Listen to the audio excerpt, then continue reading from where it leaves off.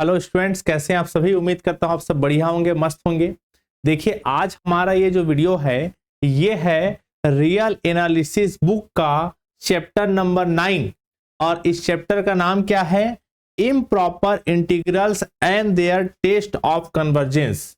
अब देखिए, ये जो चैप्टर है ये हमारा बुक के हिसाब से चैप्टर नंबर 9 है और बुक के हिसाब से यूनिट नंबर 4 का हिस्सा है।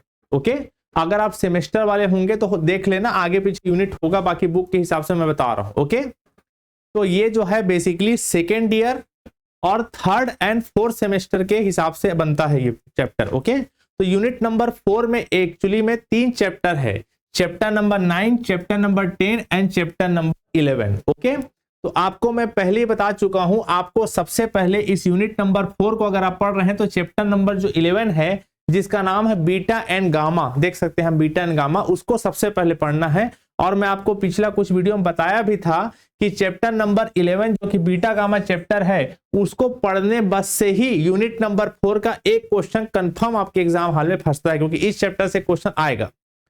अगर आपने यूनिट नंबर 4 के इस चैप्टर को पढ़ लिया है और अगर आप यूनिट नंबर 4 को और पढ़ना चाहते हैं तो आप चैप्टर नंबर 9 को पढ़ सकते हैं, क्योंकि चैप्टर नंबर 9 को मैं पढ़ने के लिए इसलिए बोल रहा हूं चैप्टर नंबर 11 के बाद। ध्यान रखिए, सबसे पहले चैप्टर नंबर 11 को पढ़ना है, उसके बाद चैप्टर नंबर 9 को पढ़ने के लिए इसलिए बोल रहा हूं। चैप्टर नंबर 10 को अभी पढ़ने के लिए इसलिए मना कर रहा हूं क्योंकि चैप्टर नंबर 10 जो है उसमें मोस्टली थ्योरम्स हैं। क्या है? थ्योरम।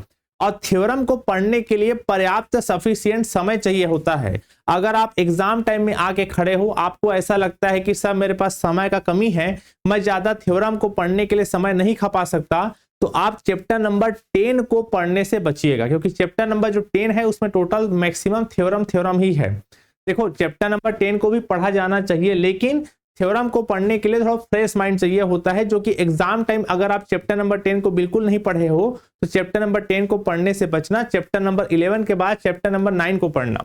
चैप्टर नंबर 9 एक्चुअली में ठीक ठाक है, ना तो ज्यादा बड़ा है ना तो ज्यादा छोटा है, लेकिन मजेदार बात यह है कि चैप्टर नंबर 9 में थ्योरम नाम का कोई चीज नहीं है।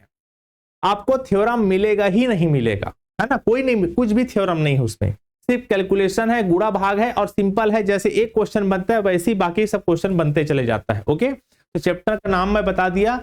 अब इस चैप्टर को पढ़ने के लिए आपको कुछ खास बात, इस चैप्टर को पढ़ने के लिए टोटल मैंने इस चैप्टर को 4 पार्ट में डिवाइड कर दिया है।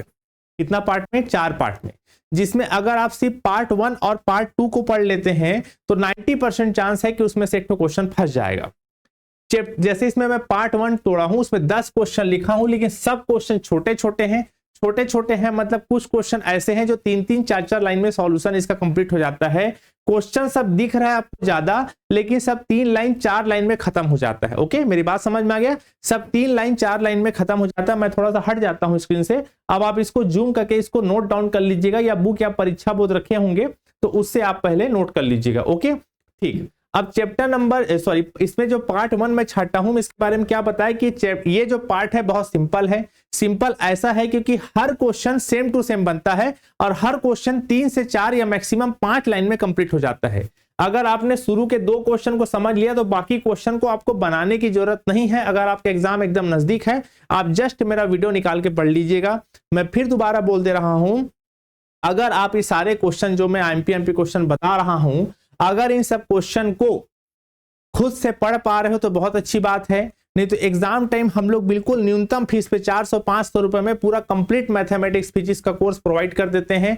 मेरे ख्याल से इतना सस्ते दर पे भारत में कोई टीचर मेरे ख्याल से नहीं देता होगा। ओके, तो ये सब क्वेश्चन को अगर आप खुद से पढ़ पा रहे हो तो बहुत अच्छी बात है। अगर आपको पढ़ने में तकलीफ हो रहा है, समझने में तकलीफ हो रहा है, तो आप हमारा कोर्स ज्वाइन कर लीजिएगा। नीचे जो वीडियो चल रहा है उसके नीचे डिस्क्रिप्शन में आप जाके देखिएगा, कोचिंग का हमारा व्हाट्सएप या नंबर है, उसमें कॉल या मैसेज कर लीजिएगा, हम आपको सस्ते दर पे इसको प्रोवाइड कर देंगे। तो ये पार्ट 1 है जिसको मैं बारे में बताया कि बहुत सिंपल, लिख भी दिया, स्मॉल है, एक जैसा बनता है पूरा क्वेश्चन। ओके, अब पार्ट 2 ध्यान दीजिएगा।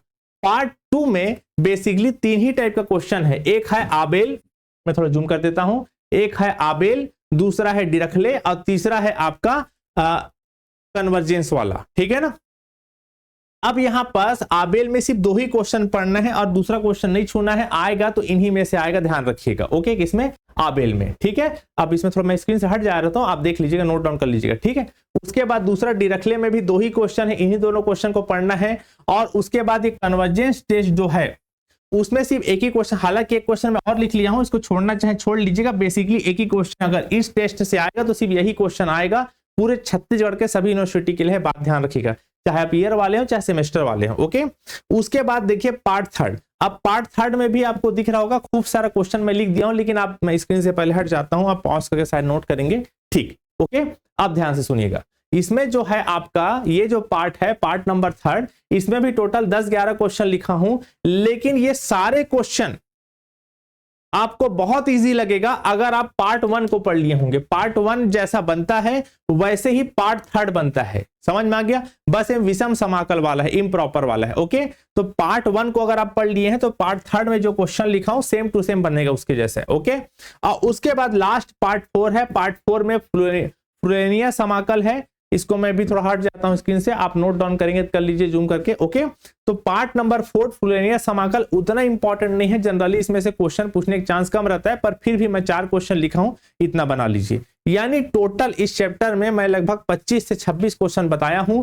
आप देख के घबराना मत, क्योंकि देखिए इस चैप्टर को पढ़ने का मैं सलाह इसलिए दे रहा हूं, अगर आप चैप्टर नंबर 11 बीटा गामा को पढ़ लिए होंगे तो, अगर बीटा गामा नहीं पढ़े सबसे पहले बीटा गामा निपटाइए, उसमें से एक क्वेश्चन आएगा। ये चैप्टर एक ऐसा चैप्टर है जिसमें आपको थ्योरम नहीं मिलेगा, बस गुणा भाग करो और खत्म करो।